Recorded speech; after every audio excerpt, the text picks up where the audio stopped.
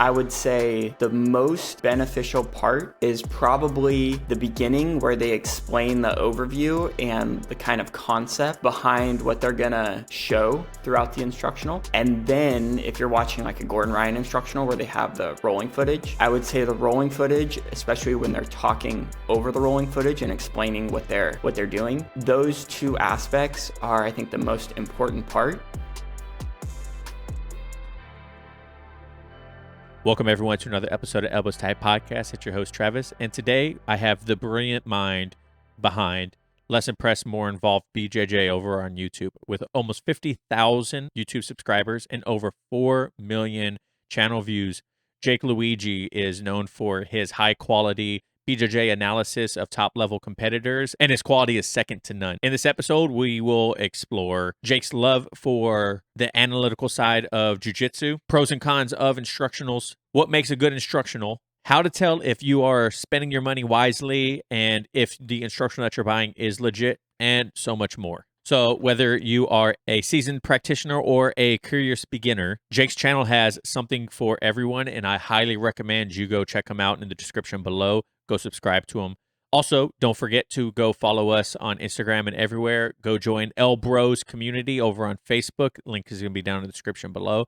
And make sure you guys leave us a 5-star review wherever you're going. Thank you guys so much for listening and watching at home. Let me know what instructionals you watch down in the comments below and who your favorite instructional people are. And we'll catch you later. Peace. Jake, how's it going today, man? Thank you so much for coming on the show today. I've been talking to you for a while now on Instagram and stuff like that for a couple months. Jordan Pressinger actually pointed me your way. And at first, when I found your YouTube page, it wasn't for me. No offense. Because at that point, I wasn't very big into the analytical side of jiu-jitsu and competition and stuff like that. But then I actually started watching him more. And I was like, man, this dude is so legit, man. Your YouTube channel is incredible. If people haven't heard of it, it's Less Impressed, More Involved. And it's great, man. So I'm glad we finally got to come on board together. And you just had me on your podcast, so thank you for that too. And I'm glad that we're going to be able to have a cool discussion today. I kind of want to cover, instructionals for beginners, your background in jiu-jitsu and whatnot. And but all that's like foresighting. So let's just get into who you are for the people at home that don't know you, and how'd you got into jiu-jitsu and everything.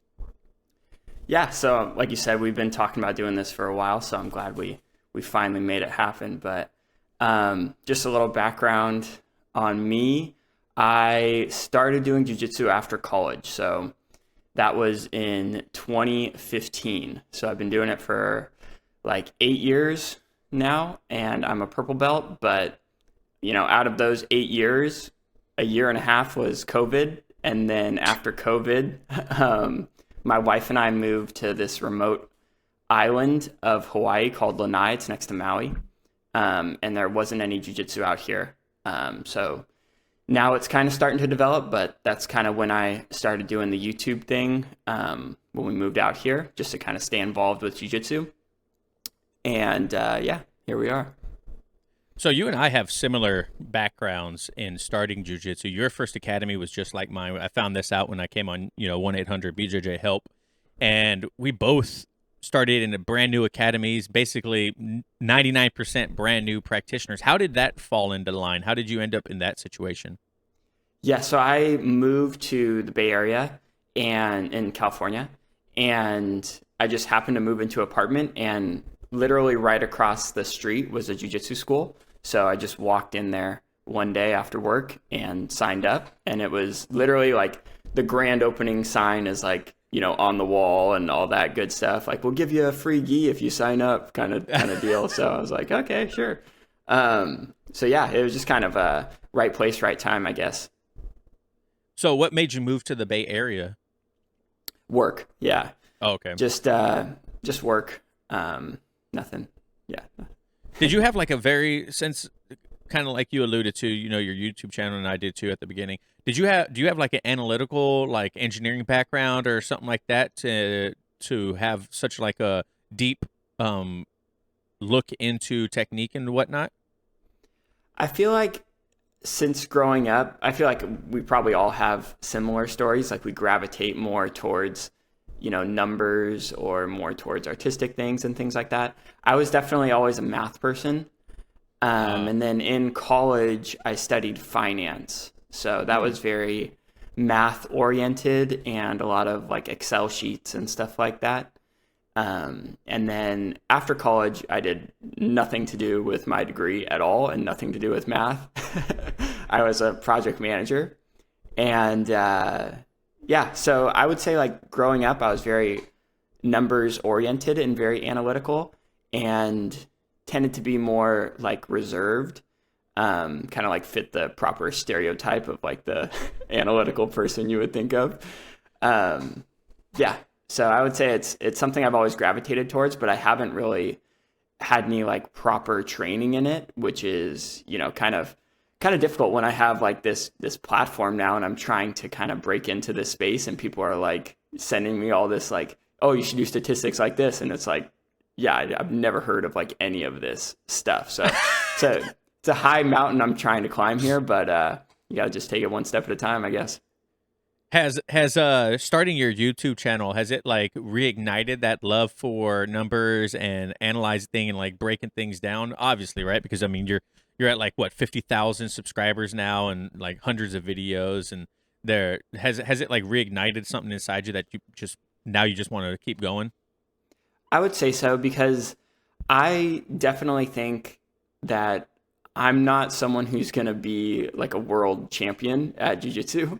But I do think that it's something that like a way that I can make a difference pretty much in the jiu-jitsu space.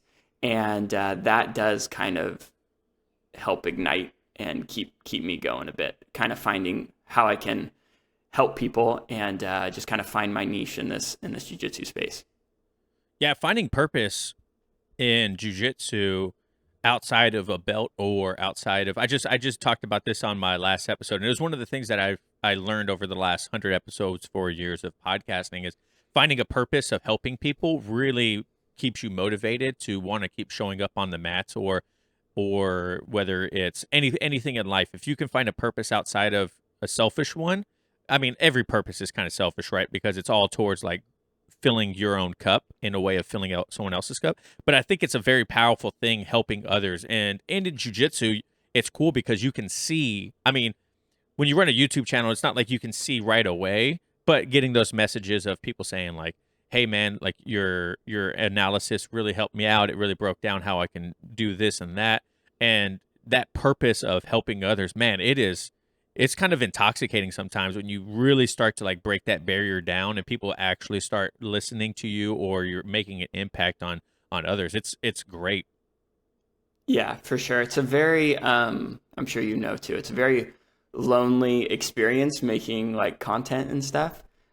So it is nice to know that you're not just sitting in front of your dual screens trying to like watch all these videos just for yourself, especially me, because like I'm not really doing jiu-jitsu all that much, to be honest. So it's nice to know that it's not for nothing. So who was your first like online content creator that kind of ignited this desire to want to create content?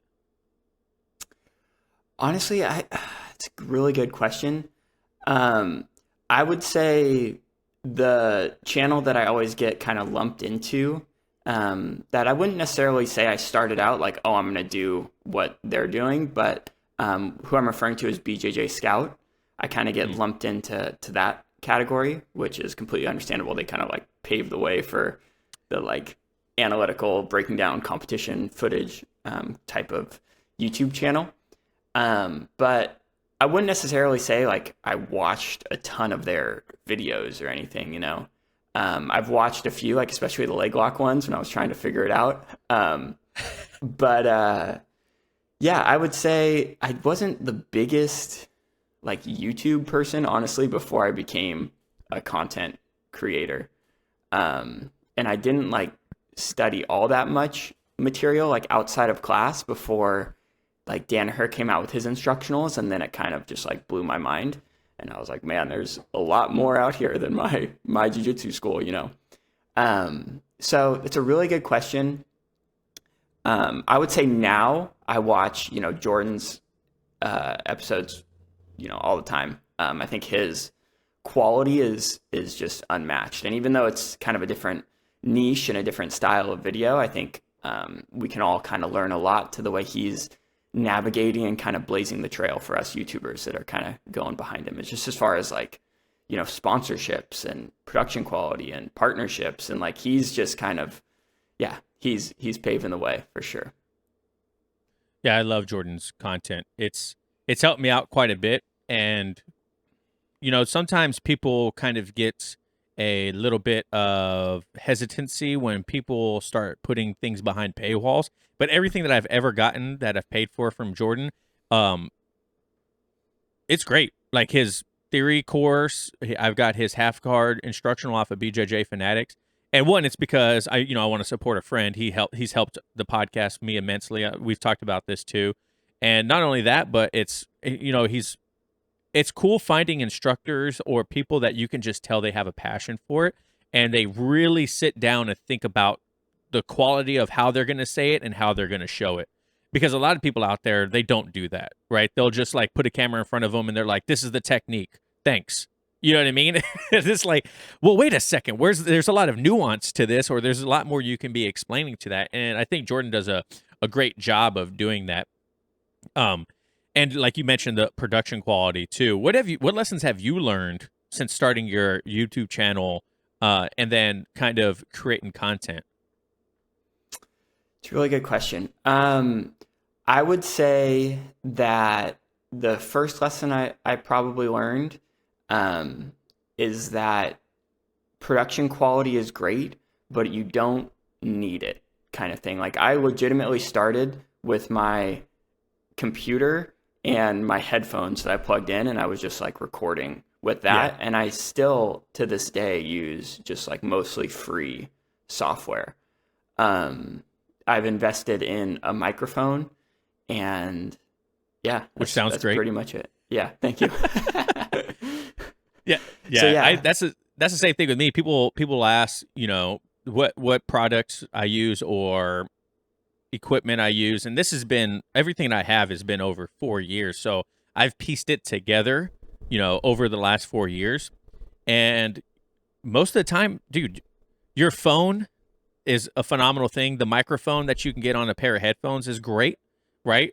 I use DaVinci Resolve for editing. It's free. It's literally like the standard for TV production and whatnot. And, there's not a lot of stuff out there that you have to pay for, especially YouTube. YouTube's free. You can literally use everything you have and upload straight to YouTube, and it won't cost you a dime. And I think people see people like Jordan, and then, a little bit of me and these other people that have been slowly chipping away at increasing quality 1% at a time. And they're like, oh my God, man, if I get into content creation, I need this super nice camera. I need an amazing microphone. It's like, you don't, man. It's much easier than that. I promise. Like, if you have a good message, people will show up. Right. Yeah. It's kind of a gift and a curse that the barrier to entry is so low. Because it just leads to a lot of clutter, a lot of garbage, honestly, out there to kind of sift through to get to the good stuff. So hopefully that's where people. Honestly, that's what I'm trying to help people with, is just trying to like point people in the right direction and be like, hey, this is worth looking into, and if you have some time, you should probably watch this or practice these techniques, because this is what's working at the highest level. Yeah. So let's go into that. But first, I want to know, why less impressed, more involved? Where did that come from? Yeah. So basically, my YouTube channel started after I got back from a fishing trip from Alaska, and I was with my uncle. And every time, I broke I'm not a good fisherman. But every time I like broke my line or whatever, I would have to basically like walk to him with my pole and be like, hey, I need a new hook, kind of thing. So I felt very like hopeless, and I was like, man, next time I want to like study before and like know how to tie some knots and things like that.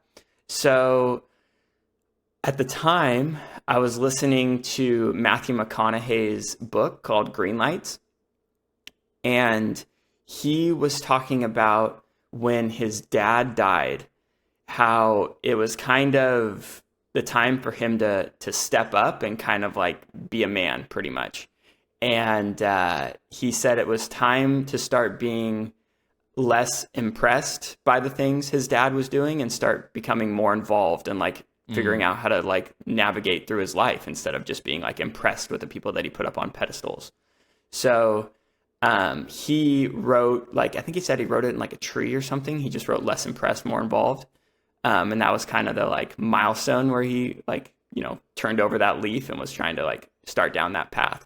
So it just kind of like resonated with me, and it like kind of clicked with the sense that I was like going to start learning how to tie some knots. So I just named my YouTube channel Less Impressed, More Involved, not thinking that it was going to become anything. And like the first maybe like 5 videos are just me tying knots on the video on the YouTube channel.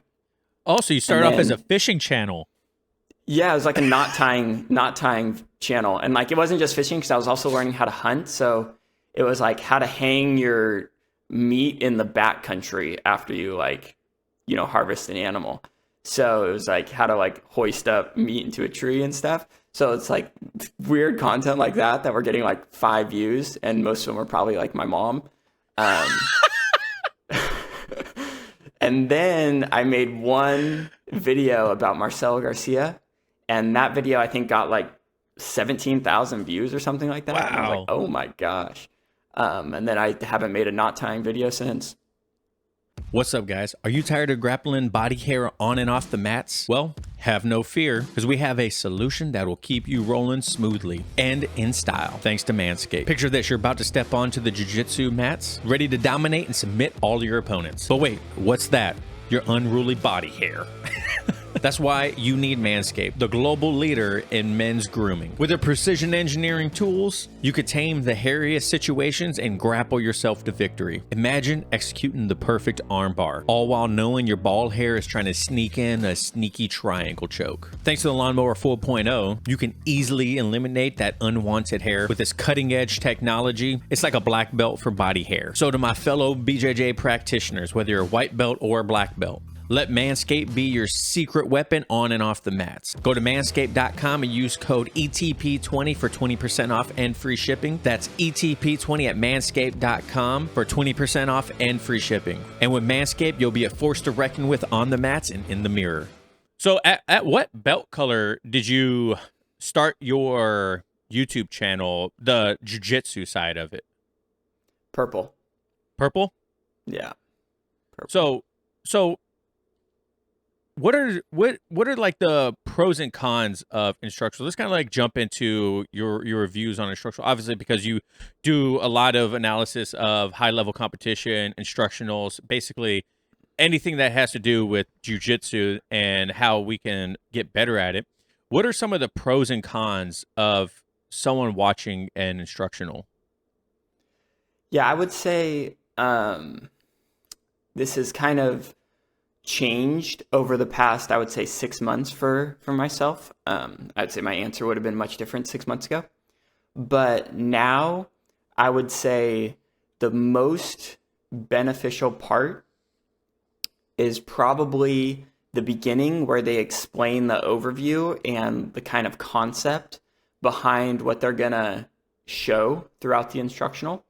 And then if you're watching like a Gordon Ryan instructional where they have the rolling footage, I would say the rolling footage, especially when they're talking over the rolling footage and explaining what they're doing, those 2 aspects are, I think, the most important part.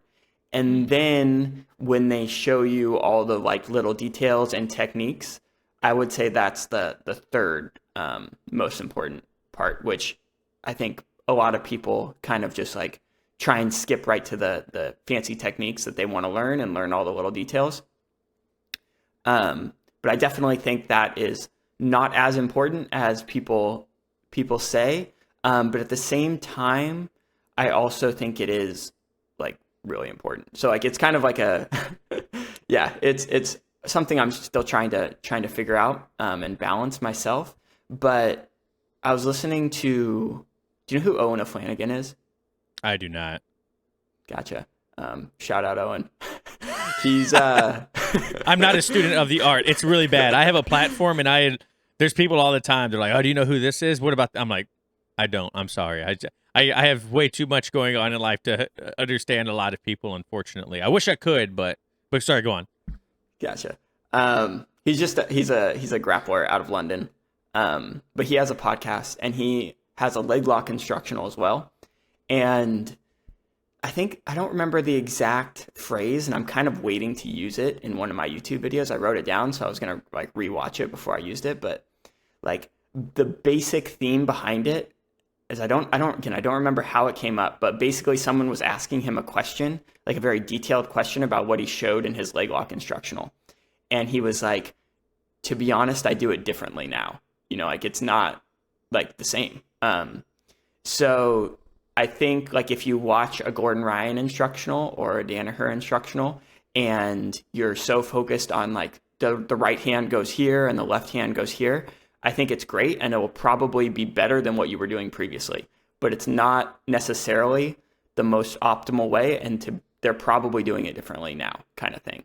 So I think that's important to keep in mind, that the little details you're going to improve over time, and you're probably going to do it differently a year from now than you're doing right now. But the overall theme and game plan is probably going to change less often, if that makes sense. So that's why I think the order of importance is the way I structured it.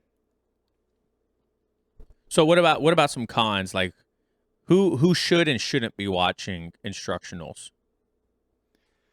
Man, that's a good question. I can't think of a person who shouldn't be watching an instructional, to be honest. At least from my seat, I have like instructionals blew my mind and opened up a whole nother world for me. So just even if like it's a day one beginner and they're interested in watching instructionals, I would say even if it's not like necessarily the best content or whatever, I still think it shows that they're like willing to learn and excited about it. And why would you try and like put that flame out kind of thing? So, and then if you're advanced, like you're just looking for different ways of doing things and you can filter through things that you like and dislike. So, from beginner people to advanced people, off the top of my head, I can't think of anyone who shouldn't be watching instructionals or like match footage. Like if you're legitimately trying to get better at jiu-jitsu, I feel like you should be watching competition footage and trying to compare it with instructionals. Yeah. How should new practitioners, how do I say this? Like go through the weeds, like make sure that they're not wasting their money, because instructionals are expensive. It's not like all of them are super cheap, always on sale. How can a new practitioner know that they're not getting, they're buying snake oil in an instructional? Yeah. It's kind of hard, to be honest. Like there's a lot of marketing tactics, and it's easy to kind of drink the Kool-Aid on the latest thing. So I would say to ask maybe someone that you trust for like recommendations. And then maybe like the more specific you can be about it and say like, oh, I'm really interested in De La Riva and I want to learn some more things about De La Riva. And I'm really struggling when I'm trying to like off balance them like down to their hands or something like that. I just can't seem to like off balance the person very well from De La Riva. Then I feel like someone can like give you like a legitimate recommendation. But like I get asked all the time, like, what's the best instructional for beginner people? And it's like, dude, I don't know. Like if I can give you the generic answer, that's like, you should get one of the escape instructionals from Danaher or Gordon kind of thing. Like that's, I feel like what 95% of people would say.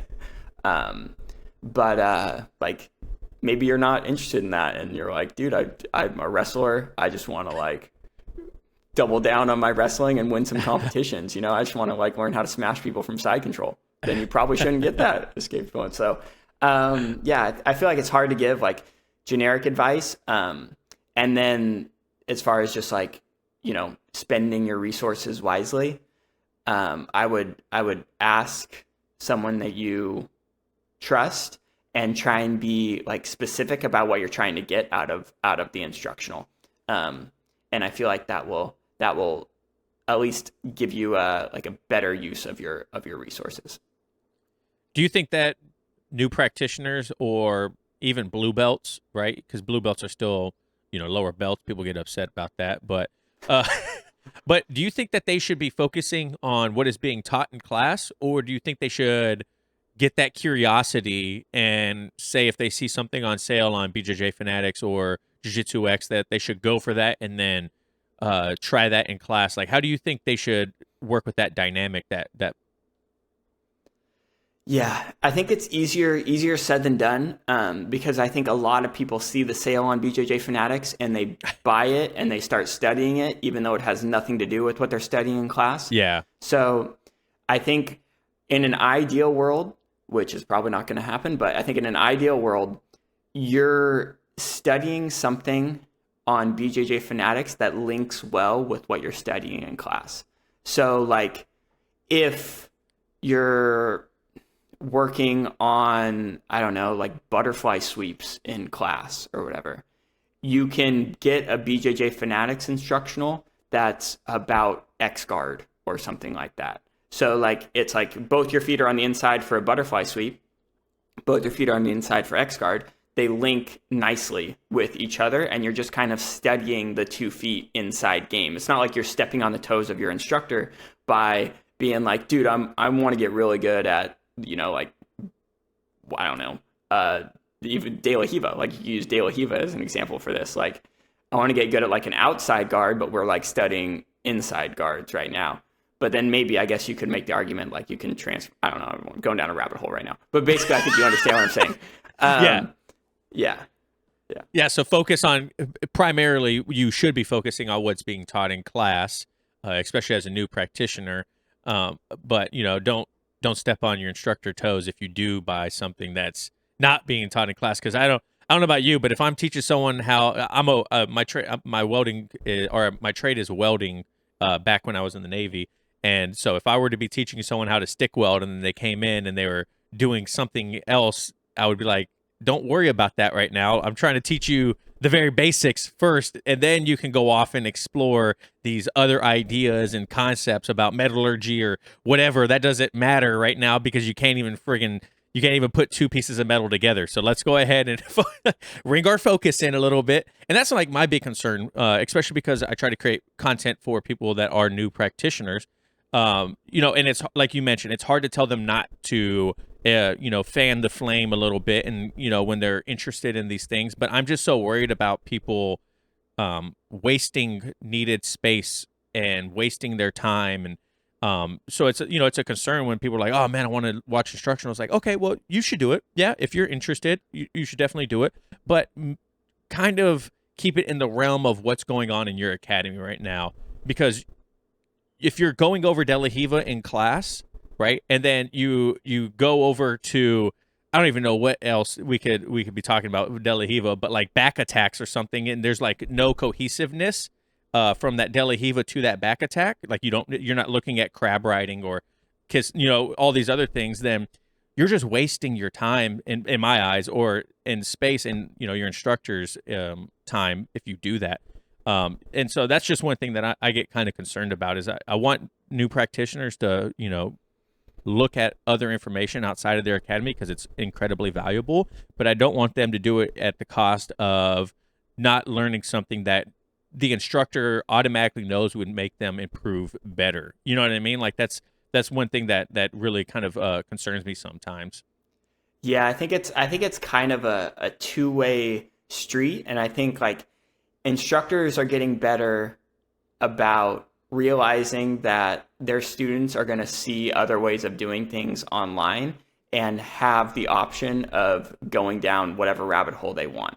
So it's kind of on the instructor to realize that that's the world that we live in right now, and to be more open and maybe even structure classes in a more open way to allow that like curiosity. But then it's also on the student to realize that these people showing the instructionals don't individually know who the student is. And the instructor is the one who individually knows the student and is trying to, walk that student down the jiu-jitsu journey. Yeah. So I think it kind of is like a two-way street. Like the students need to take that mindset, and the instructors also need to have the mindset as well that students are going to be able to do that as well. Yeah. And I think this whole idea of the ecological method of teaching, and then, more conceptual teaching methods that kind of have been adopted more in jiu-jitsu recently, I think that's great for what we're talking about too, because it allows for that open conversation between technique and instruction and what's working and what's not. And I think you have more of the ability to wander outside of the box a little bit while bringing yourself back in. Because I know there's times when I'm in the middle of class and I'm trying things that I think I see in the middle of a technique that my professor's trying to teach me. And I'm like, well, let me try this real quick. And then, I don't want to like insult my professor by doing something that's not within what he's teaching right now. But it's like that. It's like, well, would this work? Right. I just want to kind of know, like, would this work? Like, but you don't want to stomp on someone's, curiosity when they're exploring a move. You know what I mean? Yeah. I would say like one thing I try to like preface like a class if I teach is like, this is the way I'm doing it. If you like know a better way, or you want to like explore, or you want to like, I think they call it they do call it the reverse classroom model, where it's like basically like I'm going to show something, but if you're like, dude, I don't want to do that, I want to do this, or like, oh, I know a better way to do it, I'm going to do it that way. I think it honestly just like takes some of the burden off of the instructor. So me as a purple belt trying to instruct people that are often like higher rank than me that are coming to these classes, I would say it takes some of the burden off of me to know every answer. And that's, I think, important. And it's also just like,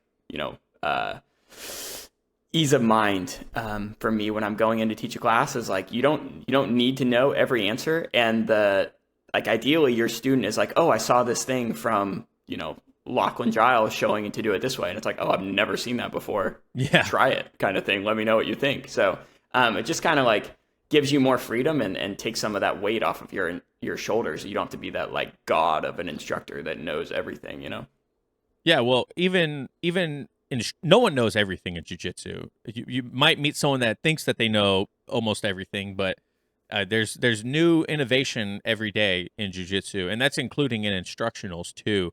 You shouldn't look at an instructional like at the end all be all of information when it comes to a certain technique or anything like that.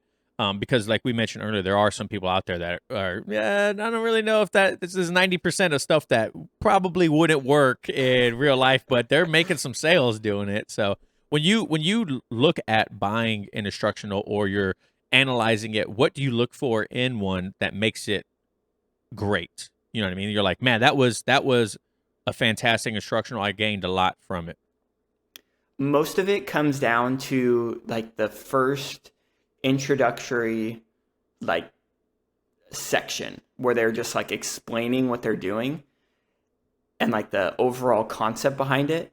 And if it completely changes like the way I think about a position, I know it's just really, really valuable. So that's kind of like the first thing. If they just kind of like hop in and they just start like doing techniques and like, oh, this is what I do if they do this, and then if they do this and they do that, I think it'll be valuable. I think you'll probably find little nuggets in there. You're like, oh, I've never thought of doing, a technique like that. Let me try it. But as far as just like reshaping the way you think about open guard or like side control or things like that, just like giving you like a very broad overview. I think that is kind of what takes an instructional from being like a good instructional to a great instructional, is they kind of just reshape your overall picture of the given position or technique. Have you ever experienced the agony of sleepless nights when you're away from home? Well, let me tell you about a recent trip that I went on that became a sleep disaster. Picture this. You go on a thrilling adventure, leaving behind the comfort of your own bed. Unfortunately, also your beloved pillow. Little did I know the effect it would have on my sleep night after night, struggling to find that cozy, supportive feeling I had grown accustomed to. Now, I know what you're thinking. Yeah, Travis, you get paid by Mummy Pillow to promote their brand and their products. And it's very true, I do, but that's only because after using it, I absolutely could not believe how big of an impact it had on my sleep. Mummy Pillow has been a godsend for me and my sleep. Not having it on that trip and sleeping with those hotel pillows was horrible. I wish I would have brought it with me. And with Mummy Pillows, you also get a travel bag that comes with your pillow. So don't be like me. Bring your pillow everywhere you go and enjoy your night of sleep. And let me tell you, coming back home and finally sinking into the embrace of that Mummy Pillow was like returning home to a long lost friend. It was like my pillow had whispered to me, "Welcome back, my dear friend. Rest well." Go to mvmisleep.com and use code ELBOWSTIGHT at checkout for 15% off. Once again, that's 15% off with code ELBOWSTIGHT at checkout. Sleep ambitiously with Mummy. So yeah, there's definitely more of a conceptual aspect to it to better understand the physical side of it. I think a lot of people nowadays, they hear conceptual jiu-jitsu or conceptual learning or whatever, and they might be put off by it because there might be a stigma around it right now, a little bit of like concepts. This is why we do it. Not, don't do the physical technique. Think about the conceptual side of it. But I think there's a lot of value to it. Like it's like anything. There will be a dogma when it comes to whatever. There's a lot of people out there that probably think conceptual is the only way to go. Whether it's don't teach a technique, teach them how to react in a situation or whatever. But I think concepts. We started learning more concepts in our academy, and it's really helped out quite a bit. It's we're talking about Jordan again. Jordan did a quick reel of ways to improve your head and arm choke because that's like one of his favorite things. And the whole thing wasn't about like getting to the head and arm. It was just what to look for when you're doing a head and arm. You know what I mean? Like it was like the conceptual side behind it. He's like, it doesn't matter how you lock your hands. It doesn't matter how you get there. The only thing that matters is the bite on the carotid. Like that is the only thing that matters. So however you can get a better bite on it is what's going to work better. And I was like, damn, dude, he didn't tell me how to get there at all, but I feel like I just learned a better way of doing a head and arm. So I've been like focusing on trying to get like his conceptual side of that technique down a little bit better. But I think when people buy instructionals, they don't really want to hear that. You know what I mean? Like they want, like you mentioned, they want the sexy stuff. People talking about like their ideas behind it usually isn't very sexy, especially when they're kind of like monotone, like John Dana here, and they're like very soft spoken. It's like fuck, man, I'm about to take a nap, dude. Can I get to the technique? But there is a lot of value in there, and I think people could learn a lot more from conversational jiu-jitsu like this and challenging their views and what's going on in their head, because you might have an idea of what's, like you mentioned, you might have an idea of like, no, this is the way it's done, and then someone's like, no, actually, there's so much better way, and you're like, like, oh my you're like, man, this is crazy. You guys are for your podcast 1-800 BJJ help. You guys are sponsored by Lachlan Giles Metaverse, right? Like you guys have like a discount code for that. What are some of Submeta? Yeah. What are some of your favorite platforms to watch instructionals or BJJ content on? Obviously, YouTube's probably going to be the biggest one because it's free, but what are some other good ones? Yeah, I would say the three big ones right now that I use are BJJ Fanatics first and foremost. I think that's kind of like the kind of the staple, and then Submeta, which is Lachlan Giles, and then BJJ 365, which is Brandon McCaffrey's. Brandon McCaffrey's the 10th Planet guy. He announces a lot of events, so I find that one to be the most valuable as far as just like, I mean, what I'm kind of looking for is like what techniques he's showing there, because to me he's someone who gets to see a lot of high level competition and get in the back room at a lot of these places and get to talk to a lot of high level people and just kind of travel the world and see a ton of jiu-jitsu. So the techniques that he is showing, I imagine he has, like, I mean, it's just kind of filtered through his lens of being around like the best jiu-jitsu constantly. So I think that is pretty valuable. And then Lachlan is just like crazy. That dude is he's so technical and very dedicated to teaching. I feel like I think he's just like gone full like bored into the teaching aspect of it, and I don't think there's a better value as far as like spending your resources than getting the sub-meta one. It's just like, I think it's $25 a month and you get like over 100 different courses, as opposed to like some of the BJJ Fanatics instructionals are like, I think Gordon's now are like $350 or something if they're not on sale. Crazy. Yeah. Yeah, they sell like hotcakes too. Yeah. So let's go. They do have a sale every other day, but yeah, I know, right? You're like, all right, 40% off of a $350. I'm like, still hundreds of dollars, but that guy also charges, I think it's like $200-$300 to even go to a seminar. You know what I mean? So it's kind of like, do I pay the $300 for a seminar or do I pay $300 for replay value? It's like, you got to weigh that out. So let's go into how you kind of view instructionals in a sense of note taking, or how your methods for watching them, because like you mentioned, you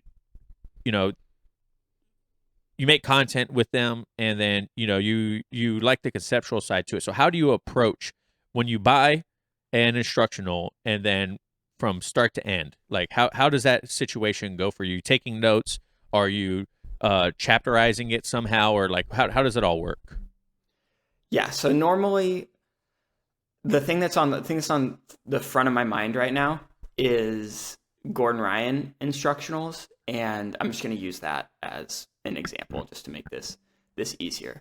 And one thing I've been studying recently is open guard, so I'm going to use that as an example to make this easier. Perfect. But basically how I went about doing that is I'll start with Gordon's typically, and I'll watch his opening sequence where he talks about like the general strategy, and then I'll watch the rolling footage and I'll take notes in both of those sections, and then I'll go back and I'll watch like a decent amount of competition footage and try and see where those same sections that tend to happen a lot in the rolling footage were also happening in competition, and just kind of like try and highlight different sequences that tend to be the most common.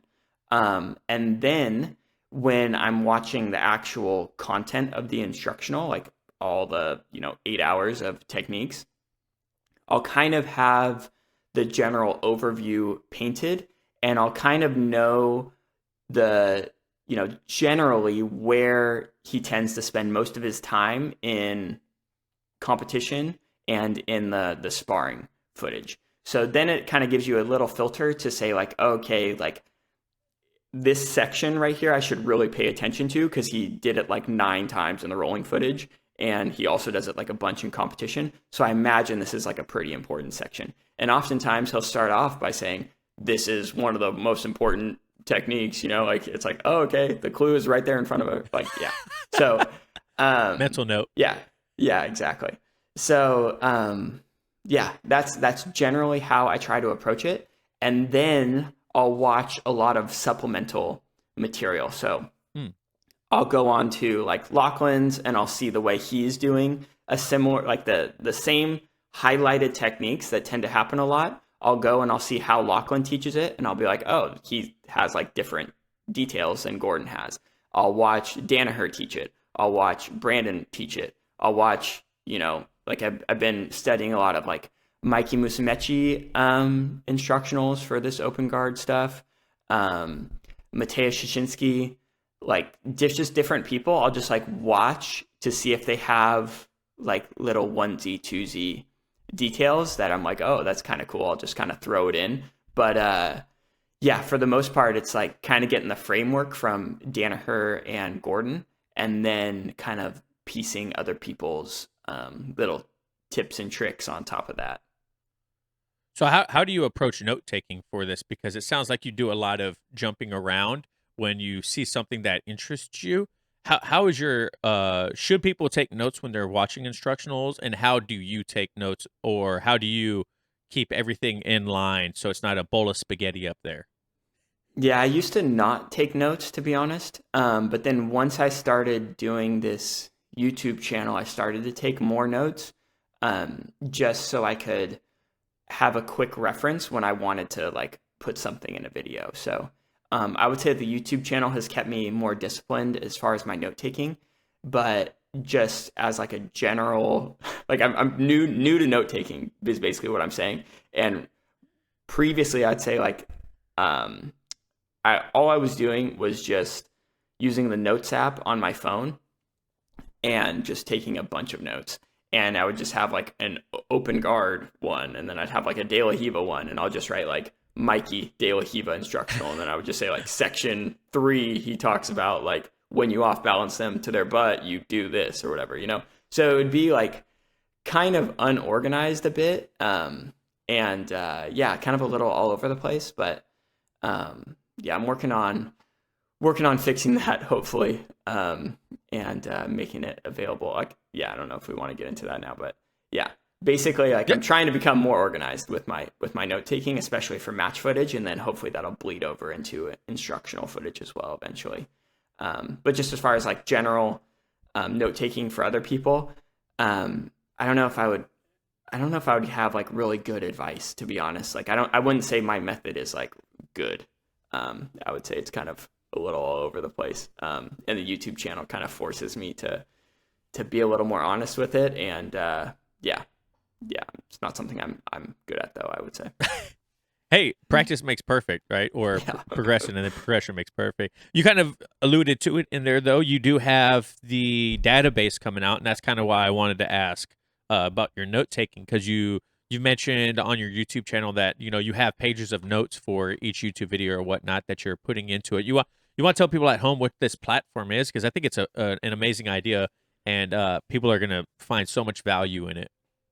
Thank you. Yeah. So basically, the idea behind it was I started to kind of like take a bunch of statistical information too, as far as like different regions of ADCC trials, and saying like, oh, this submission was the most common in Asia, and then this submission was the most common in Europe, and whatever. Just trying to get like more statistical data. And that, along with all of the notes that I was taking for each match, is just like very difficult to keep track of everything. So I just thought it would be nice to have like an easily searchable like database. I didn't really know what that would entail, and it's turned out to be a lot more work than I imagined it would be. But yeah, the idea was just like make myself some sort of like database that I could just search, and it would have like my notes in it in an organized way, and I could search through my notes more effectively, and also be able to like display graphs of like what I wanted to display in my YouTube videos. And then luckily, one of my the people I do jiu-jitsu with here is a developer, so he and I basically worked it out, and he started developing this database. And yeah, so basically what it kind of came to after it's all said and done is basically this version 1 is going to have like very limited graphs and not very statistic oriented, just kind of more basic statistics, like the general submission numbers kind of thing.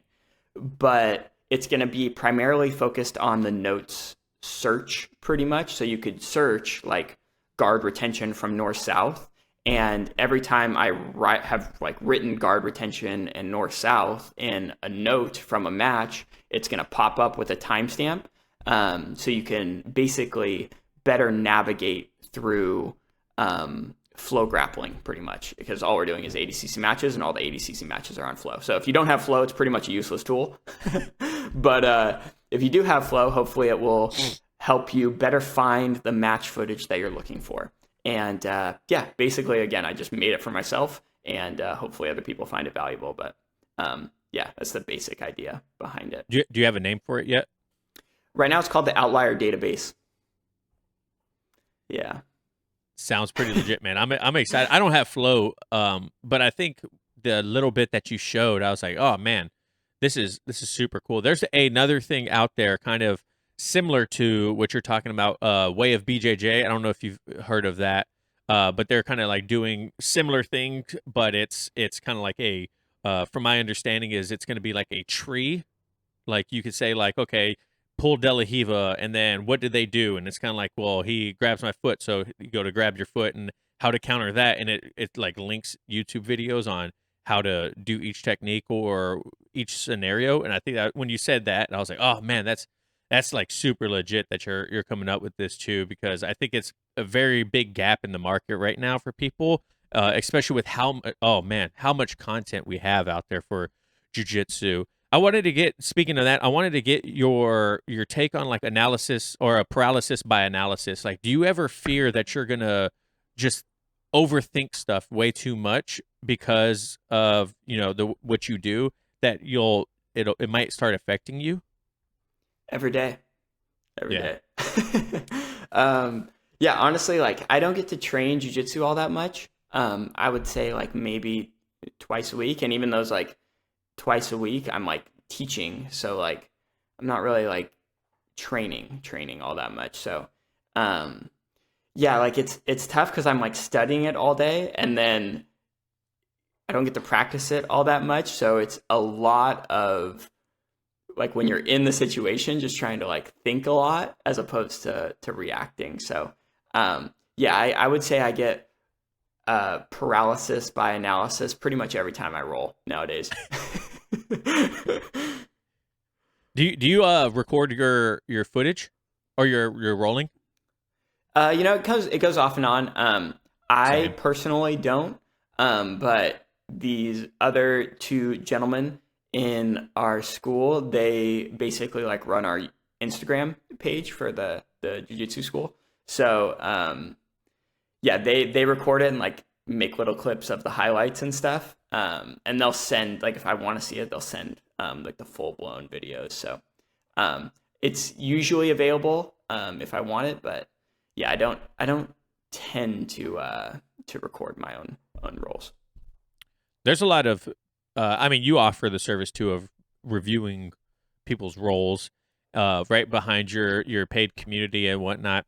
And I think that's a very valuable tool, because seeing what you're doing, I talk about this all the time, seeing what you're doing during a role, you may think in your mind like, man, I am crushing it during this part right here. Like I got great frames. Then you rewatch it and you're like, I was laying there like a starfish.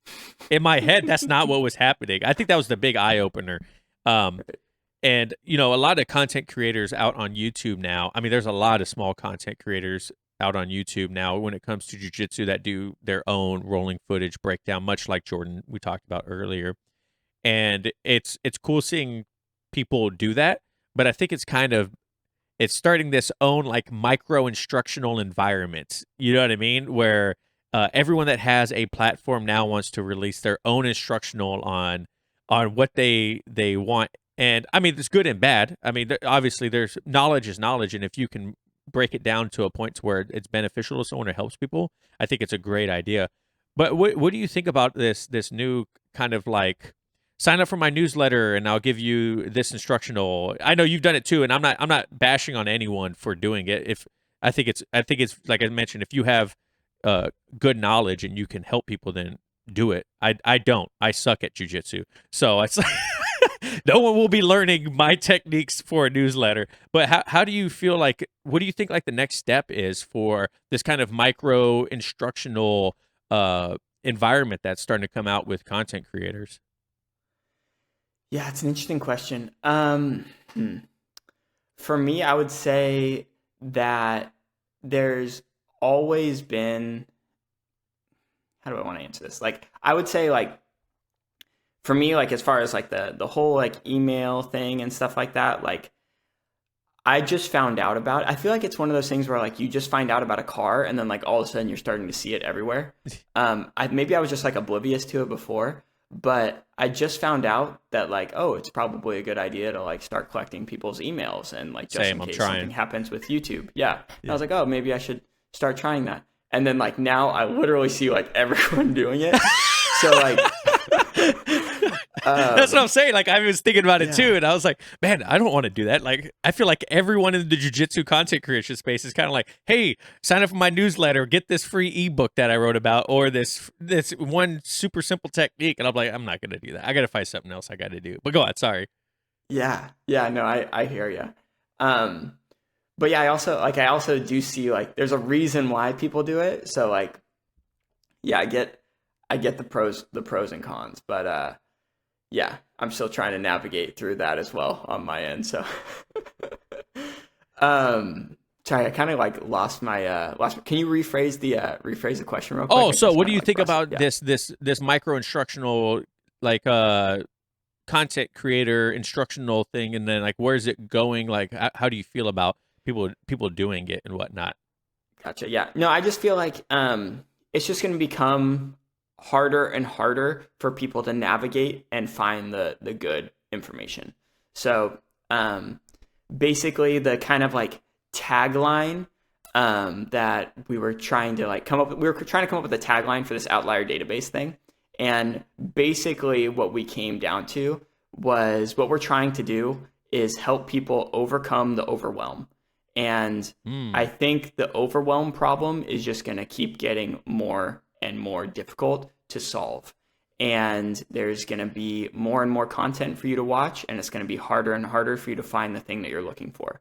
So basically what I feel like, my YouTube channel and hopefully what this database helps solve is giving people like a tool to help them navigate through the overwhelm and get to what they're looking for quickly. So yeah, that I think is going to be a harder and harder problem to deal with, and hopefully we're able to get ahead of it and help people navigate through it. People. I mean, that's the thing with Instagram or YouTube or the internet. Really, is everyone can have a stage to put out information and look like a subject matter expert, and that's like. You don't want to be the one to put something out. Then all of a sudden you get hate mail from everyone watching it. Like, bro, that is trash. Like, what are you talking about, man? How do you handle? I don't know if you have much hate because, or a lot of haters because your stuff is. I mean, it's great, but how do you deal with like the online universe of content creation and good and bad? Yeah, no, especially when I have paid stuff, like the only thing I've had paid has been my one instructional that I put out. And I made sure to give people like a money back guarantee. And I've refunded a handful of people. I just really did not want to take people's money that felt like they didn't get what they wanted. So if someone like is genuinely unhappy, I really think it's important to just like give them their money back or refund them or just try and like make things right. But as far as like free content goes, I do get my fair share of hate, especially starting out. I didn't know what this was, but I got a lot of comments. And it wasn't like, if it's just like one comment, it's like kind of like hurtful, but it's like, okay, I can move on. But if there's a lot of comments saying it, it's like, okay, maybe I should start to might be address true. This. Yeah. And I had to Google it because I didn't know what it was. And a lot of people were saying that I had vocal fry. And I still think I have it. I'm trying to work on it a bit more. Do you know what that is? Is that the at the end of when you talk, kind of like a Valley Girl thing? I guess you could kind of see. Not calling you a Valley Girl. I promise. I'm sorry, but that's the first thing coming up from the West Coast, the Bay Area, right? You get that fry at the end of words. Yeah. So basically, what I've read and what I've learned was that as you're talking, if you get like really excited and you're talking about something, and you just keep talking about something and you forget to breathe, and as you start to run out of breath, now your voice starts to get a little raspy, and then you start to get that vocal fry, and then things start to get worse and worse and worse. So basically what I've tried to do now is I take like a deep breath and then I start to speak into my microphone when I'm recording to my YouTube videos. And I only speak for like 5 to 7 seconds until I have to breathe again. I like never make a long sequence anymore because of You're like, hate all right, comments. here we go. 3, 2, 1. Yeah. Okay, in this part, we need to go grab the thing. Trying to minimize the vocal fry. I definitely think it's still there, but yeah, that's like I think that's how I kind of navigated it. To be honest, is like I obviously get a lot of hate because Gordon Ryan gets a lot of hate, and I'm like the biggest Gordon Ryan fanboy on the internet. So I get some misdirected Gordon Ryan hate, but you know that. You're like, I'm actually not him. This is just me breaking. like, I have no affiliation with Gordon Ryan, man. Calm down. Yeah, but yeah, no, I love Gordon Ryan, and I think the more he competes, the better we all are gonna be as far as jiu-jitsu goes. So yeah, I think that's like the two biggest hate comments that I feel like I get are stop making Gordon Ryan videos, talk about something else, and then 2, your vocal fry is impossible to listen to. I can't believe anyone has subscribed to this YouTube channel. You're like, well, good thing is the internet. So if you don't like it, you don't have to listen to me. It's like, I don't think it's that bad. It's never been a point to where when I was like, Jesus, Jake, take a breath. Like I didn't even realize. I just think it's your voice. Like it's not like I sound like a freaking idiot most of the time. Like I got super bad allergies, so I sound nasally a lot. I don't know how anyone listens to me talk for an hour. I appreciate everyone at home that does, but it's like you're gonna have haters no matter what you do. If you put yourself out there on the internet, there's gonna be someone out there that's gonna have something negative to say. But like we mentioned at the beginning of the episode, having that message that's bigger than yourself and looking to help others really allows you to look past the haters because you're not making content for them anyways, obviously, right? If they, well, let me rephrase that. If someone's giving you constructive criticism, that's different, right? Like you could take the vocal fry as constructive criticism if delivered in the right method, right? If someone just says like, dude, your voice is annoying, then that's not very constructive and you're probably not making content for them anyways. But if someone watches the video and they're like, hey, I think you can improve on this, then that's something different, right? And I think that's one thing that people need more of, to tell you the truth. Not haters. I'm not saying you guys need more haters, but I think people, even within the jiu-jitsu community, could use more constructive criticism and take it seriously because we're not all perfect. Not everyone knows everything. Not every interview that I do is going to be the best. Not every episode I do is going to be the best. And I'm okay with that. I've been doing this for a long time now. But I feel like there's a lot of people, especially within jiu-jitsu, if you try to like correct them, even if you're a lower belt, if I go up to like a purple or brown belt, I'm like, hey man, that was more of a crank. They're like, oh, you're just saying that because I submitted you. Like, I'm not saying that, but kind of. But it really was. Like there's this like whole stigma of like you can't correct up. Like you can only correct down. So, but Jake, I just want to thank you so much for coming on the show today, man. It was a blast of a conversation. I'm so glad we did this. We're gonna have to do it again sometime. Where can people find you at if they want to follow you or watch your journey? Yeah, YouTube, Instagram. Oh, Instagram confuses a lot of people actually. I'm short-haired Jake on Instagram, which is a whole nother story, but yeah, I'm short-haired Jake on Instagram. YouTube is Less Impressed, More Involved BJJ, and yeah, that's pretty much the two platforms. Yeah, go check out his videos. They're great. Be on the lookout for his database if you guys are looking for more of an analysis about jiu-jitsu, like you mentioned before. Everything's going to be down in the description below. If you guys have made it this far, you made it into EBI overtime, let me know. I greatly appreciate everyone at home. Make sure you go follow Jake, go watch his YouTube channels, and we'll be able... Oh, also, Jake, I can't believe I almost forgot. What would your one piece of advice be for a brand new white belt starting jiu-jitsu? My one piece of advice would probably just be consistency, and to show up consistently. And Yeah, that'd probably be it. Y- Just be consistent.